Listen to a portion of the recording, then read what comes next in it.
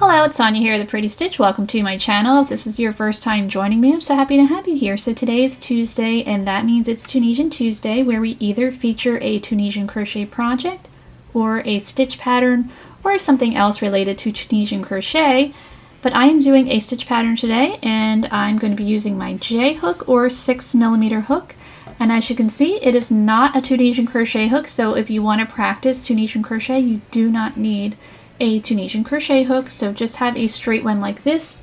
And I have already gotten started on row 1. I'm just using worsted weight or number 4 yarn, probably Red Heart Super Saver. I'm not 100% on it. It's just some scrap I have laying around.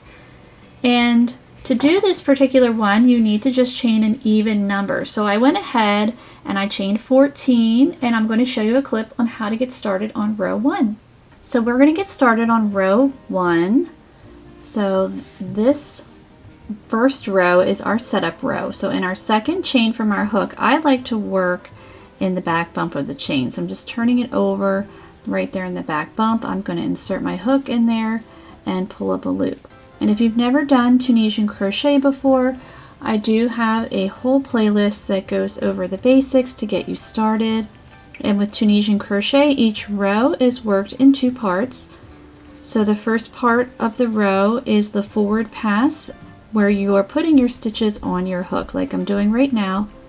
And then the second part is called the return pass, and that is where you take your stitches off, and each part equals 1 row. Okay, so there is our forward pass of row 1. So the amount of stitches that you chained, you should have the same amount in your hook. So I chained 14, so I have 14 loops on my hook. But if you chained a different amount, then obviously you would have a different amount of loops on your hook. So let's work on the return pass, where we're going to yarn over, pull through 1 loop, yarn over, pull through 2 for the rest of the row.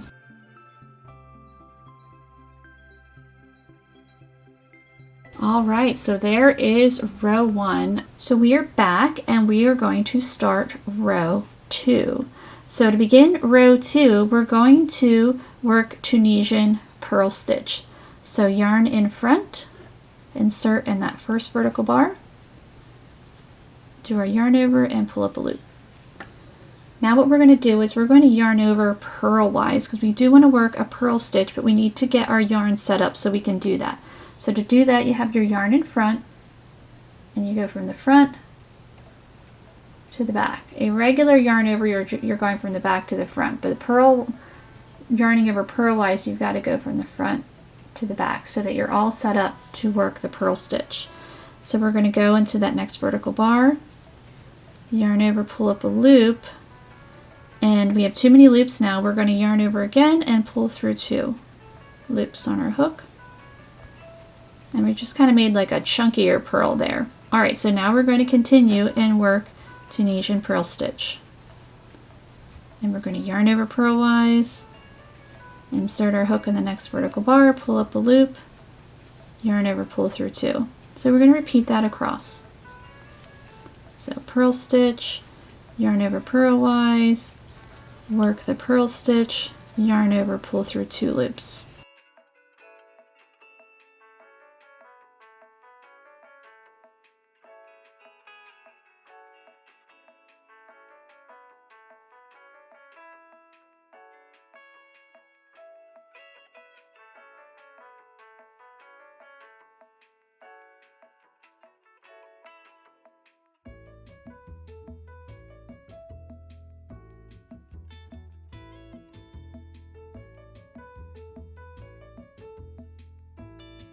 So I'm working my second to last stitch, the yarn over stitch, and now we just work in our last stitch that looks like a chain, pull up a loop. So because I chained 14, I should still have 14 loops on my hook, and now we just work these off a regular return pass, yarn over, pull through 1, yarn over, pull through 2.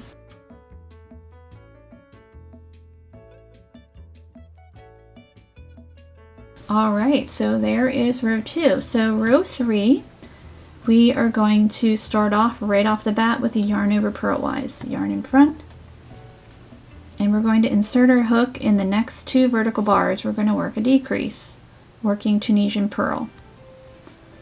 So it's a Tunisian purl decrease, so yarn in front, work the yarn over purlwise, insert your hook in the next 2 vertical bars, and work a purl stitch. And we do this all the way across.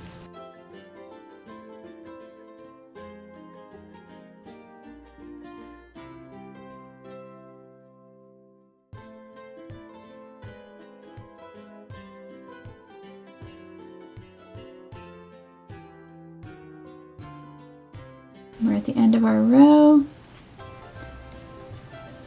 Insert our hook in that last stitch, and now we work arrow return past yarn over pull through 1, yarn over pull through 2 for the rest of the row. So for this particular stitch pattern, you're just going to be repeating rows 2 and 3 for however long you want your swatch. Okay, so here is my swatch. I worked 11 rows, and the nice thing with this stitch is it does lay relatively flat, which is uncommon in Tunisian crochet because it tends to curl a lot. But this one, because it's mostly purl stitches, it actually is all purl stitches, just in different ways. They tend to lay flat. So now we need to do our bind off row. So we're going to bind off in pattern.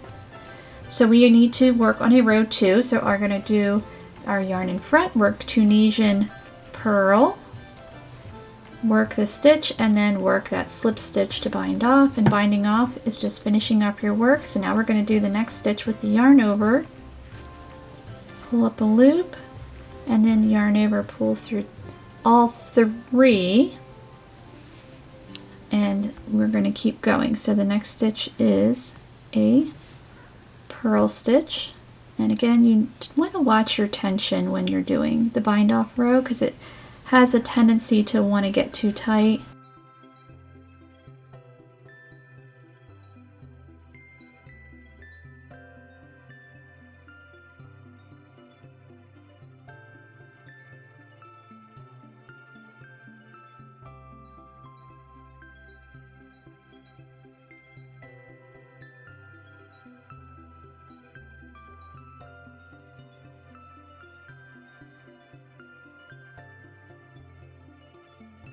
And then we can't forget our very last stitch, that one that looks like a chain. Oops. And this stitch, it's kind of stretchy, which is nice. Got a lot of nice flexibility. I love the way it feels. It's very nice and textured. I do think it would look really nice in a blanket or a scarf, especially because of the texture, or even in a hat pattern. I just think it's a fun stitch, and it's nice that it's just a 2-row repeat. So I hope you enjoyed this tutorial, and if you did, please like and subscribe, and thank you so much for watching.